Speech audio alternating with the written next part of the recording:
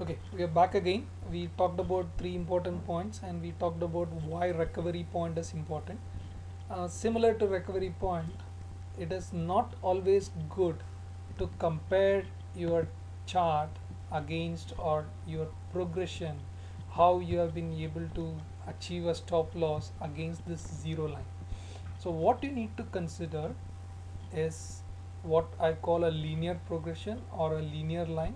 Those math wizards should be able to clearly tell what a linear progression looks like. But to me, it is just a simple layout of how my bankroll has been averaging over a particular period. So I could easily achieve in Excel with a linear line.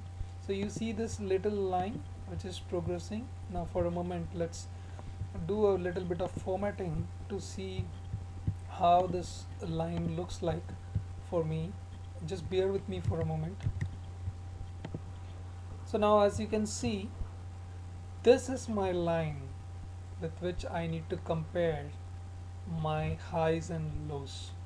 I should not compare against zero because that was not a true indication. If you want to succeed, if you want to get a method which is consistently winning, you need to compare against this line, which is the linear line, whether that linear line is going up or down, and how your blank roll is fluctuating on that particular line. Because if you see, your blank roll may not fluctuate around the zero line, and only if you are able to plot it against a linear line, you will be able to really see how your blank roll is fluctuating. As you can see, there are inconsistencies. Your bankroll is going down, up, down, up, down, up, down, up, and so on. But if you, as long as it is consistently above this particular line, you have a consistent bet. So your goal is to get this particular bankroll line as far as possible above this particular linear line. So that is point number one.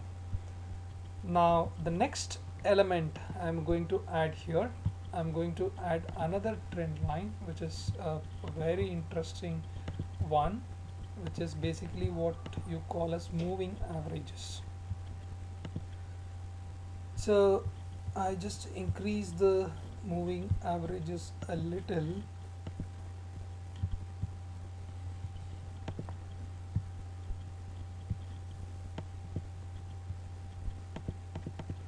So because I'm following a 10-step progression, I'm doing a moving average line of 10. So now I'm going to color this a little bit.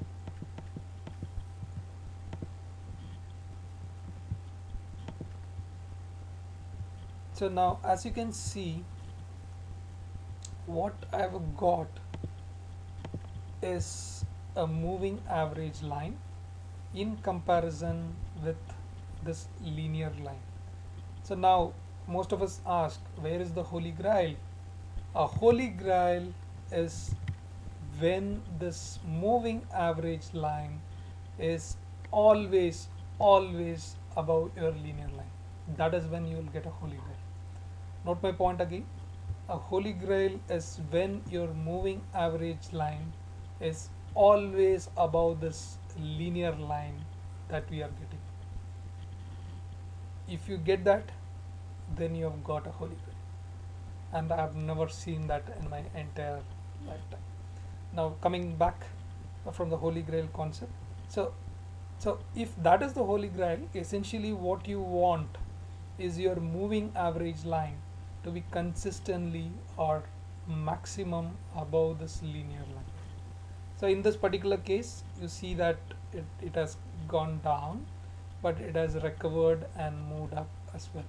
So so this is just a data point at this moment. How we interpret is all these concepts that I spoke about.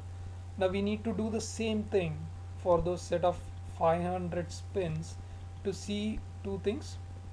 One is how these lines are averaging up, how these lines are mixing up and showing in the final graph that you want to produce, and whether your linear line, that is this line, is consistently moving, showing an upward trend, and whether your moving average line is really not going too much below this linear progression line, and it it shows a consistent upward trend above this linear progression line.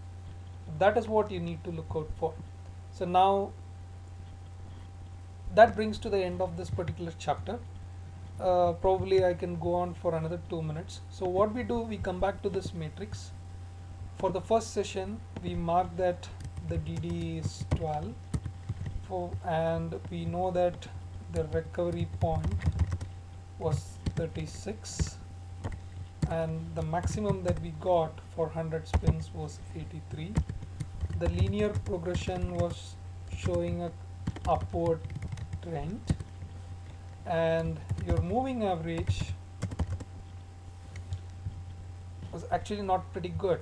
It's okay because it has shown upward trends, it has shown consistencies of recovering. So it is not a great position for the moving average. So we will uh, take we will rate it on a scale of 1 to 3, where we say either the moving average is performing badly, or we say that it is performing all right, satisfactorily, or it is performing excellent. So here it is performing okay. So we make this mark before we move across to the next 500 spins. So when we plot this 500 spins, what we do is basically we will modify these values to see how it is working out. So that I'll cover as part of the next chapter.